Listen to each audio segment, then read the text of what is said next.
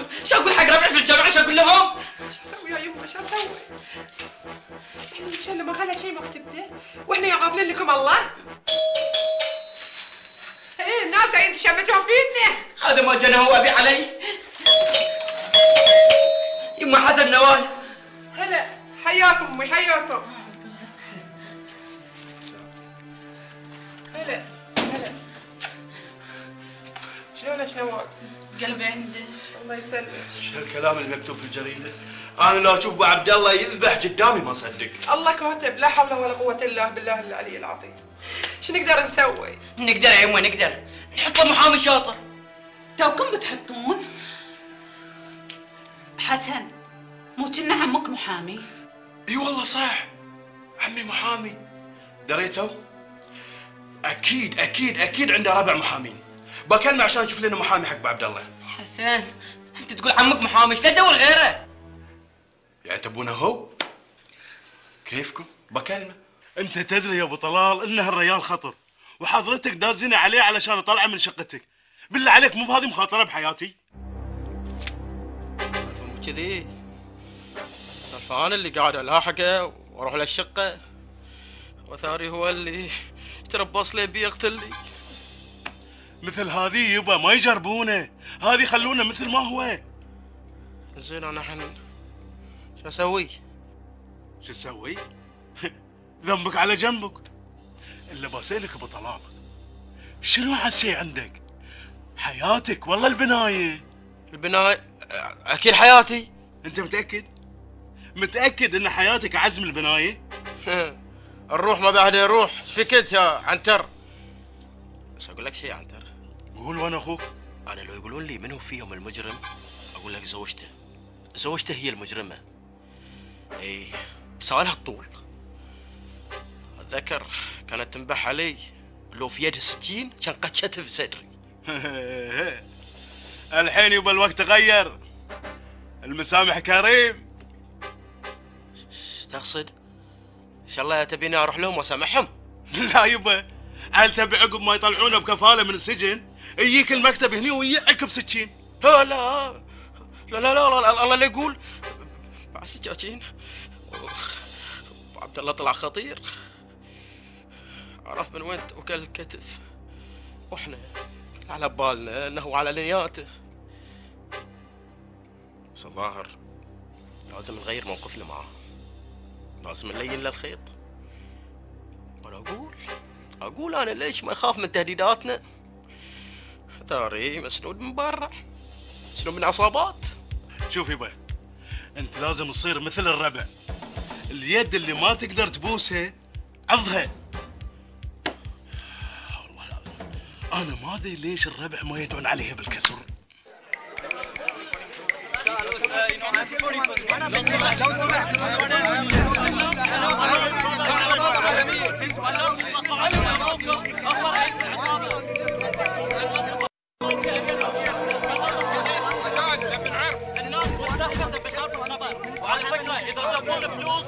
خلي فلوسك حق روحك.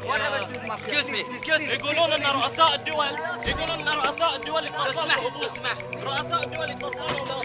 لو سمحت في كلمتين بس. رؤساء الدول يتصلوا. لو سمحت كلمتين بس. رؤساء الدول يتصلوا. اهم شيء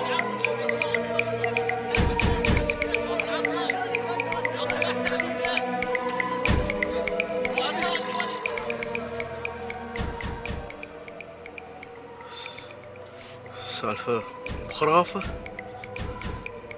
سالفة صدق قاعد تصير قدام عيوننا. أقول راحت عليك يا أبو طلال. ابو طلال اشوف له رفعت راية الاستسلام. شو أسوي يا أخوك؟ مجبر أخاك لا بطل. توكل على الله. يوم بحسن متوسط لكم في هالقضية، كان أنا ما أقبل آخذ قضية سهلة مثل هذه. أنا القضية عندي مثل شربة الماي. اي بس يا عبد الصمد ترى دليل موجود عندهم. إن شاء الله عندهم 1000 دليل و1000 شاهد. البراءة مضمونة عندي، وأنا عبد الصمد بن حديد. مشكور عبد الصمد، مشكور، ما قصرت. بس بسألك كم تعابك؟ بعدين بس اذا انتوا اصريتوا يعني باخذ من عندكم الحين 1000 دينار والباقي بعدين. عمي بترافع عن مجرم حاربا، رجال فقير ما عنده شيء. يعني انت ما صدقنا حصلنا لك قضيه. زين خلوها 500 دينار وبعدين الباقي. خوش شوي زين، يصير بس بكره؟ لا بكره، ليش بكره؟ الحين خير البر عاجله. انت ما تعرف هذه شنو هي؟ هذه الفلوس، هذه باور. انت ما تعرف شنو باور؟ هذه تحركني، تعطيني قوه، تلحلحني. بصراحه يا عبد الصمد انا ما عندي الا 200، خذهم وانا بكلم الوالد عن الموضوع. عمي انا اضمن لك الباقي، لا تحاتي، باكر الصبح كل الفلوس تكون عندك. تفضل. ما دام كذي تمام، وانا اضمن لكم ان الوالد عقب اسبوع بالتمام والكمال هو عندكم. زين شنو مطلوب منه؟ المطلوب منكم ان تروحون البيت وتحطون في بطنكم اي شيء، والسلام ختام. عبد الله كلش لا تحاتي، عمي عبد الصمد حديد مضمون 100%، ما يحلى. على العموم مشكور وما قصرت. حاضرين. يلا عاد بيض الويح. يلا مشكور. مع السلامة عمي. الله مو مثل كل مرة. تفضل. حياكم الله، مع السلامة، مع السلامات، مع السلامات. جريمة قتل وسرقة مرة واحدة. أنا اللي عمري كله ما دشيت مخفر، عمري كله ما سويت مخالفة مرورية إلا مرة واحدة. أعطاني شرطي المرور مخالفة سرعة، قلت له أنا آسرة، قال لي عندنا حملة كل نص شهر حملة. ماري تهقى على المعاش. يا عبد الله يا ريتنا ما انسجلنا معاك يا اخي، ما تعرف تسكت شوي عشان نعرف ناكل؟ ما في مشكلة يا درويش، إذا عندك مشكلة حق الأكل أو عندك عسر في الهضم عطني أكلك. عزوز عطاني أكله هتكونها من ثبر. صار لك 3 ساعات مبطل حلجك، ما تسكت؟ شو نسوي معاك يا اخي؟ ما اسكت، أنا مجرم. أول كنت فقير صاك بوزي، الحين بتكلم. واذا سحبوك حق الاعدام؟ ما في مشكلة، بصيح وبابكي لين أشبع. اسكت يا اخي، بس اسكت. ما بساكت، برا السجن بسكت، داخل السجن بتكلم. يا ليتني احصل بطلال كان الحين افجر فيه قنبله. هذا كلام خطير وايد. اسكت الحين لا الصقك في الطوفه الحين واسوي لي فتحه عشان بالليل. ابو عبد الله خذ اقرا قصتك في الجريدة.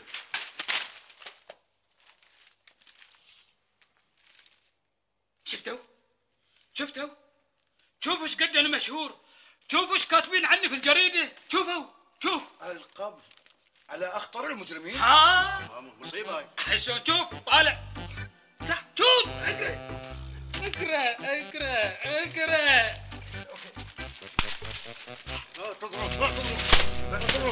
تضرب بس. يما قال ما يصير الخير، طمني. ان شاء الله خير يا يمه. زين وكم عطيتوه؟ اللي اعطيتيني يا يما، وعلى فكره الريال له 300 دينار باقي. 300 دينار؟ ايش بتم لنا؟ وشلون ادبرهم اذا ابوك طول بالسجن؟ لا هالمحامي عيار مو بصاج، انا شايفته من اول مره، مبين عليه ملهوف ومو شايف خير. يما هاي عبد الصمد محامي مشهور. يما هذا يقول لك اذا تحكى القاضي يدور راسه. يا خوفي يا عبد الله يورطنا ويورط ابوك وينحكم عليه بالاعدام. لا يما فال الله ولا فالك. زين امي، انت روح له مره ثانيه وتشوف ايش بيسوي. زين يما بس مو باليوم، باكر بروح له. انت محمد بخيمه؟ اللي تشوفه طال عمرك، اكيد انت تعرفني. انا محمد بخيمه. لا بخيمه؟ نعم. شنو سالفتك يا ابو خيمه؟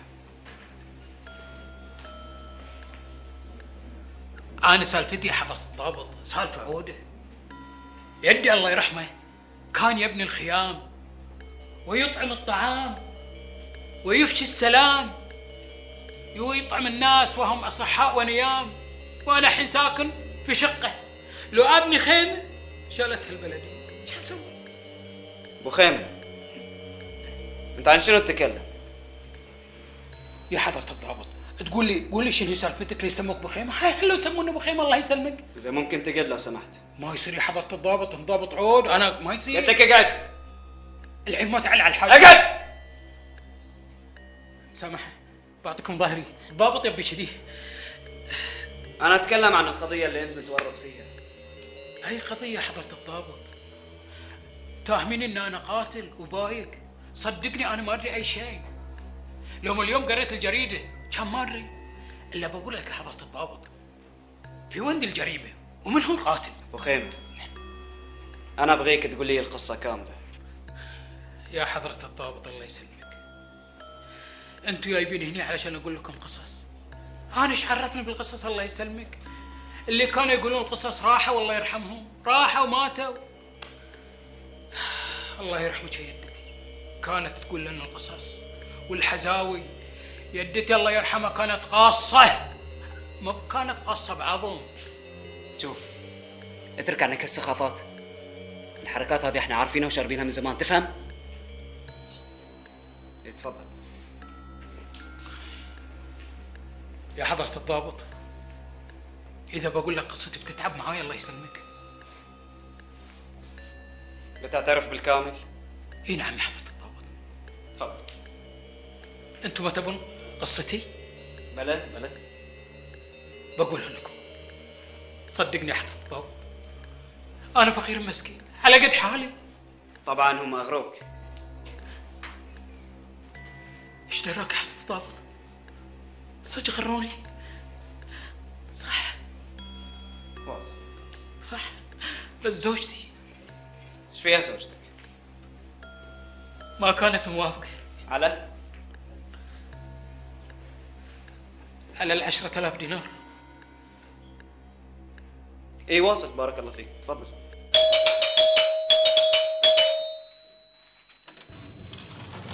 عند الباب عبد الله. يما هاي ابو طلال.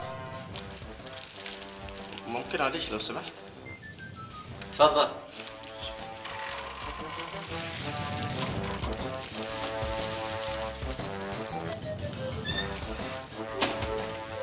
ايش تبي؟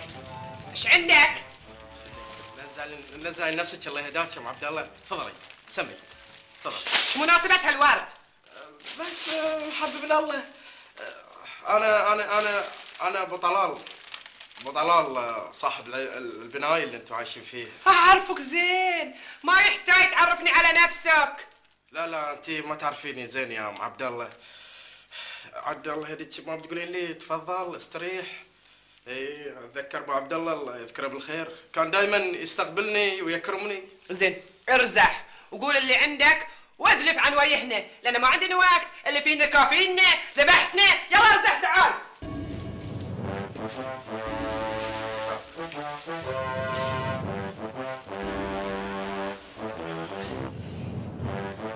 تشرب شيء؟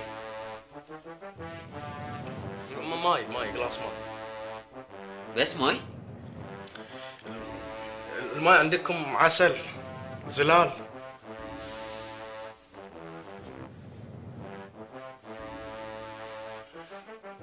وانت يا شيخ عاد ليش الزعل عاد؟ وليش تقول اللي عندك مو قشح؟ احنا اهل وقرايب. ومن يقول ان احنا اهل وقرايب؟ من يقول؟ ليش في خاطرك الله يهديك؟ الناس حق بعضها، وانا اذا ما ساعدتكم في هالمصيبه اللي انتم فيها من يقدر يساعدكم؟ واي نوع من المساعده اللي تبي تقدمها لنا؟ حضرتك انت السبب في المصايب والمشاكل اللي الحين تلاحقنا في المحاكم. من اليوم ورايح خلاص انا لكم. انتم ابو عبد الله عزيزين علي وايد، يعني هو صدق ابو عبد الله مجرم، لكن انا ابي اكون صديقه وابي يحبني. ابو عبد الله لو يحصلك قطعك وقصك نصين. لا ايش هالحكي اللي قاعد تقولينه ام عبد الله؟ ما له داعي. بعدين احنا خلاص طاح الحطم بيننا. انا مستعد اوقع لك على اتفاقيه اجار ببلاش من غير اي مبلغ. البنايه وصاحب البنايه تحت امرك وتحت امر ابو عبد الله، بعد امره ايش تامري فيه؟ يما قولي له عن 300 دينار مالت المحامي. يا خسي انا امد ايدي له؟ اقول لك يا خسي تنقص ايدي اذا مديت له يدي. انا اللي تنقص يدي وريولي وكل شيء فيني بعد اذا ما ساعدكم في هالمحنه. حبيبي عبد الله، شنو سالفه المحامي؟ ما اكذب عليكم يا حضرة الضابط، اذا قلت لكم الامواس اللي شفتوها كنت معها اكثر من 25 سنه، واعتبرها احسن من اصدقائي. الموس تقدر تحلق به، تقدر تجمل به، تقدر تقص به، تقدر تقطع به وتقتل به. ممكن يا حضرة الضابط الموس حاد. يا حضرة الضابط، الموس إذا اهتميت به واعتنيت به ونظفته تقدر تتصرف فيه كيف شئت. أذيتوني انتوا الحين من ساعة وأنا قاعد أهذر وانتوا واقفين على راسي. إذا تبون نتحكي تعالوا عند البيت نقعد على الكراسي ونسولف لين نشبع، وبعدين يا حضرة الضابط قول حق ربك ذلين لا يدخنون. الظاهر الطيب ما يفيد فيك. بالعكس يا حضرة الضابط، مو بخسارة الطيب في الطيب. ابو خيمه، ليش قتلت الحارس؟ وين وديت الاجهزه؟ كان معك احد ولا بروحك؟ من اللي خطط حق الجريمه؟ من راس العوده؟ كم دفعولك؟ عندكم مخطط ضد الدوله؟ ايش علاقتك بالمافيا؟ مافيا؟ على العموم انا اسف على كل غلط صدر مني، وياكم اليوم اطلب منكم السماح، وقولوا حق ابو عبد الله اذا زرتوه في السجن سلم عليك ابو طلال سلام كثير، ويقول لك اذا تبي يكتب لك البنايه باسمك بعدها محاضر. انت لهالدرجه تتمسخر علينا؟ شلون؟ لا يا ام عبد الله، لا انت فهمت غلط. انا حبيت ابو عبد الله يوم عرفت انه هو في السجن. صدقيني عن صدقيني، المحبه من الله. اي والله. ابو طلال بصراحه انت كريم وايد. اقول لك عاد، ايه الناس ما تعرف بعضها الا وقت الشدايد والمصايب. ليكون يا ابو طلال خايف من ابو عبد الله اذا ظهر من السجن بيذبحك، وعلشان كذي يدلل على روحك. لا شو الحكي يا ام عبد الله؟ شو الحكي؟ ايوه ايش لعنه الحكي هذا اللي ما له معنى؟ احنا اهل، ابو عبد الله عزيز علي، وبعدين لمت العداوه لمته. لا ام عبد الله انت ظنك راح بعيد. اي والله. جزاك الله خير ما قصرت. حاضرين يا عبد الله، وبالشوفه حبيبي. واذا صدق تبي تخدمنا اطلع ولا تقرب باب البيت. حياك ابو طلال، حياك. ما عليه ابو طلال، لا تشيل في خاطرك. انت تعرف الظروف اللي تمر فيها الوالده، بس اذا تبي صدق ترضى عنك تنازل عن القضيه وخذ الاجر العادي اللي تدفعه. ايه هذا الكلام السهل، وان شاء الله من باكر تكون الاوراق عندكم. مشكور يا ابو طلال، مشكور. بس يا ابو طلال انت تدري عن موضوع المحامي؟ انتوا هالايام محتاجين حق فلوس. جايبين بالمحامي؟ مو بوايد، 300. خلص. دينار؟ بالضبط دينار. كلامك سهل.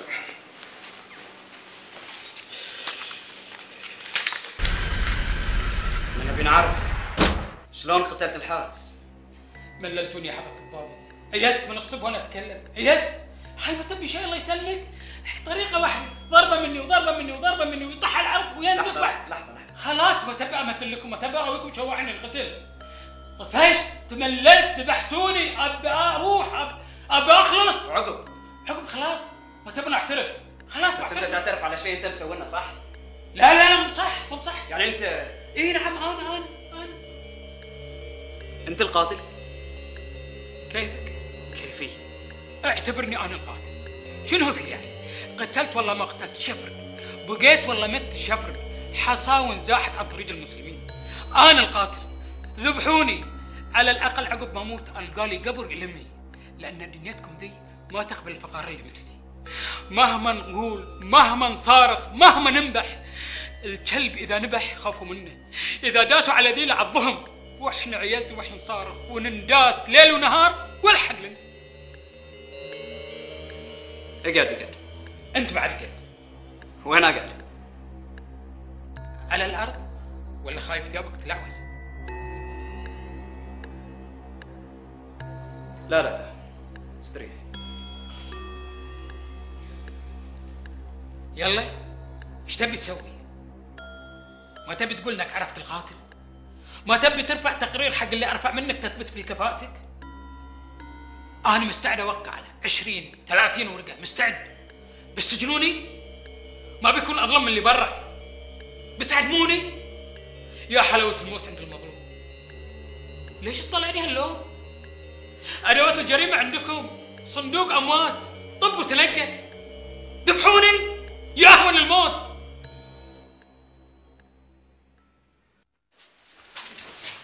عبد الله، ابو طلال ايش كان يقول لك عند الباب؟ ابد ولا شيء، ريال حاب يساعدنا. يساعدنا؟ اي يمه، حتى هو قال بيتنازل عن القضيه. وبعد؟ اعطاني تشيك ب 300 دينار حق المحامي. الحين تاخذ التشيك وتراجع عليه. يمه ليش؟ مو احنا اللي نسوم وياهنا على هالاشكال.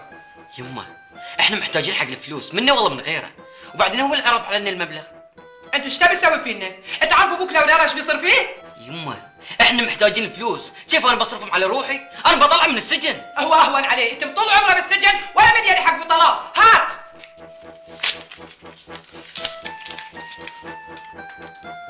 يمه ايش تستفيد اذا تم في السجن؟ ابوي كان برا السجن واحنا عايشين فقاره، فهو باجي واحد داخل السجن. من بياكلنا؟ من بيصرف علينا؟ اذا ما مديت يدك اليوم باكر بتمدينها. وليش امدها باكر؟ امدها الحين.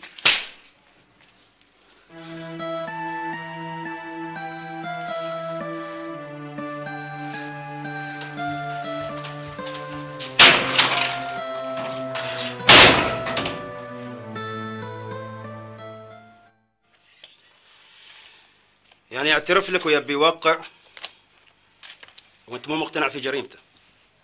انا اصلا اشك ان هالرجال قاتل. شلون تشك؟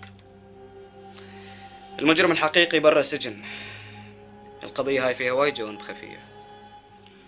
دوافع الجريمة واضحة في التحقيق. إنسان فقير ساخط على المجتمع فاقد الأمل. جريمة مثل ذي ممكن تحقق لك كل اللي يحلم فيه من ثروة. لا أنا أستبعد هذا الشيء، لأن قبل بيوم من وقوع الحادث كان وارث بيت ومبلغ كبير، يعني يهد هاي كله ويروح أبوك.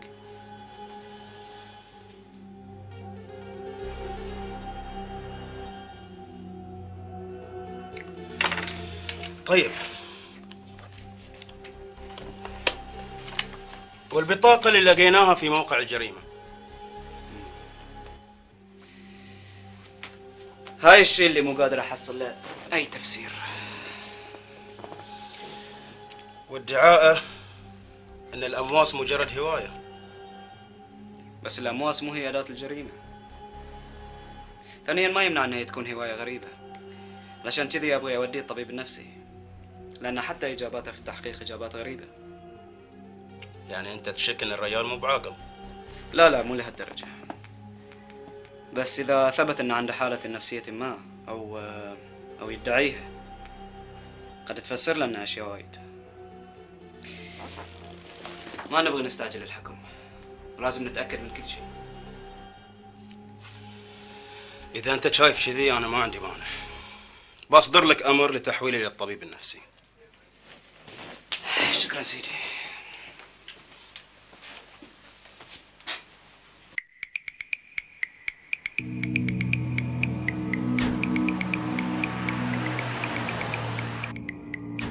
ايه مشكلتي مع ابو عبد الله كبيره.